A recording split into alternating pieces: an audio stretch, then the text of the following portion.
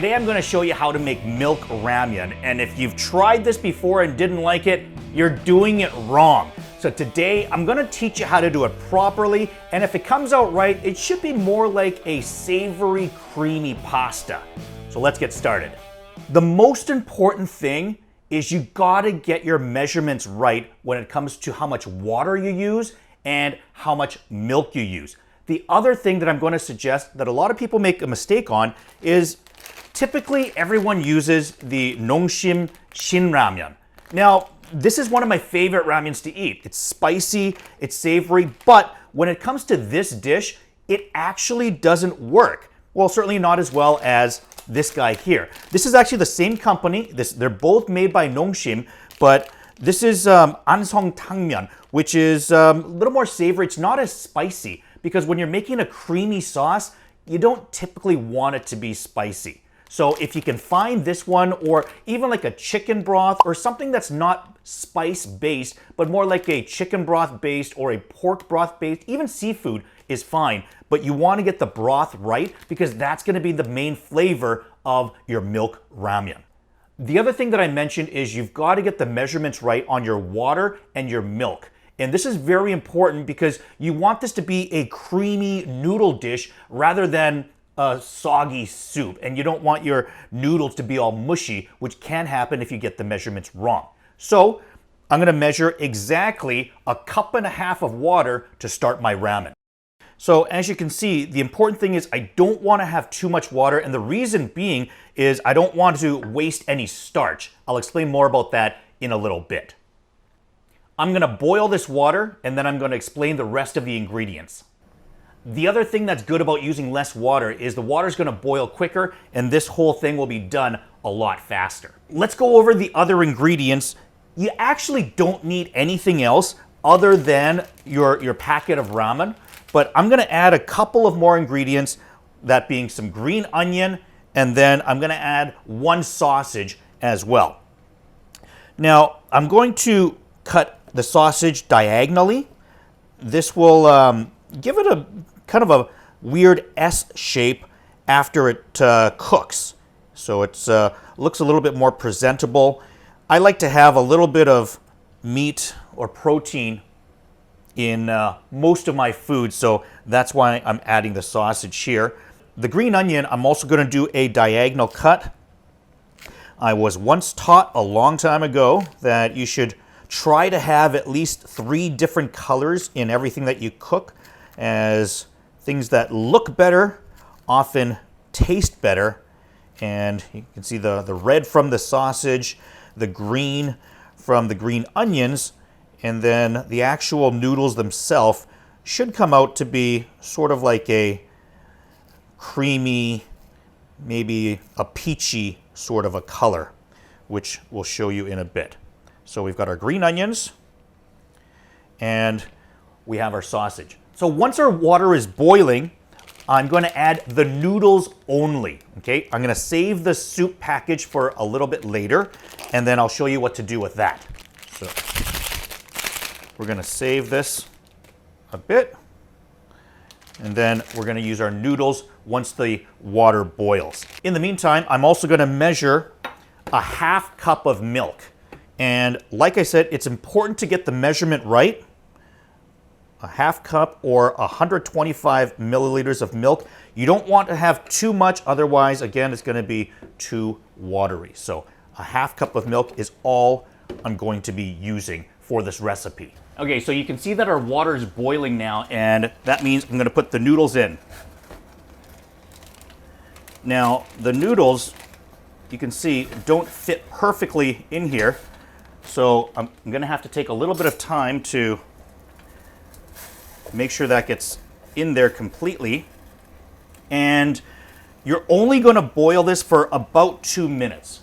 You're going to do 1 minute on one side just until the noodles can break apart so they're not in the form of a square. Once it's partially cooked to the point where the noodles aren't stuck together, that's when we're going to stop this, and then that's when we're going to add our milk. So the timing of this is very important because we don't want our noodles to be overcooked because then they become mushy. Okay, so what I'm gonna do now is I'm gonna quickly flip this over just to make sure the top side is just as moist, or cooks just as well as the bottom side. And the trick with this dish is to use as little water as possible, because there's going to be a lot of starch coming in off of the noodles, and you don't want to waste any of that starch. And if you put in too much water and you have to pour a lot of water out, then you're pouring out that starch as well. And that starch is what you need along with your milk to make this nice and thick and creamy. Okay, so you can see that the noodles are no longer in square. They're broken apart. They're individual strands, okay, without breaking. That means it's ready now. Now, there's still too much water in here, you can see. So I'm gonna take about half of this water out. Remember, I don't want to give up too much starch, but you can see that's about how much water I want to leave in. Probably about half a cup of water. And then we're going to add our milk and cook this through. At this point, I'm going to add my sausage. I'm also going to add my soup base. Only use about half of the soup. If you use all of this, it's going to be way too salty. So you want to use about half, maybe as much as 2/3, but you don't want to use all of it. And we're also going to save a little bit of this for a garnish at the end. And at this point, we're going to add our milk as well.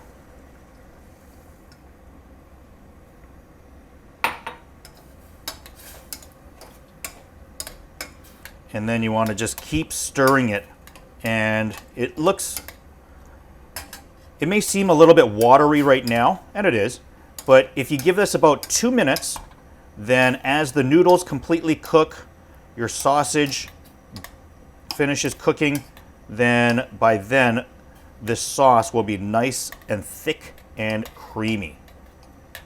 So once the milk starts to bubble, you want to lower the heat down to medium, because you don't want to burn the sauce, but you also do want to let it continue to cook, because you're still trying to evaporate a little bit of the water, as that is going to make it nice and creamy.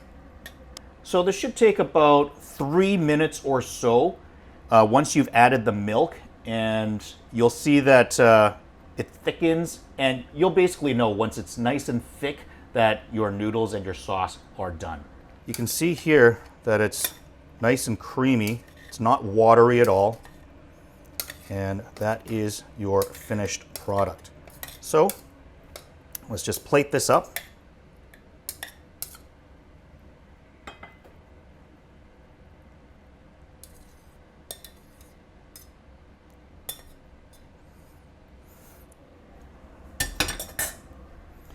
And then for garnish, we've got our green onions. And I'm also going to sprinkle on a little bit of the remaining soup powder.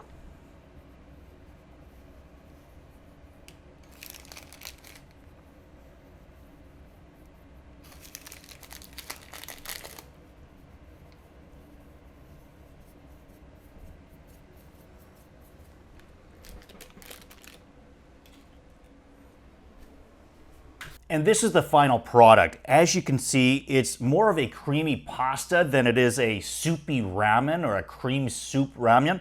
And this tastes so much better. It's kind of like a Korean-Italian fusion mix. And let me tell you, it's absolutely delicious.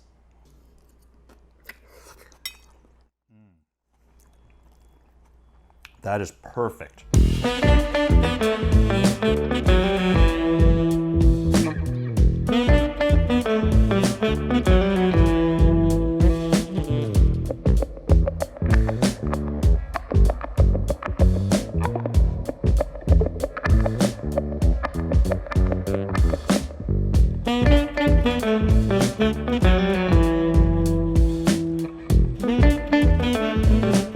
So the best thing about this milk ramen is it's so easy to make once you know exactly how much water, how much milk, and how much soup base to put in.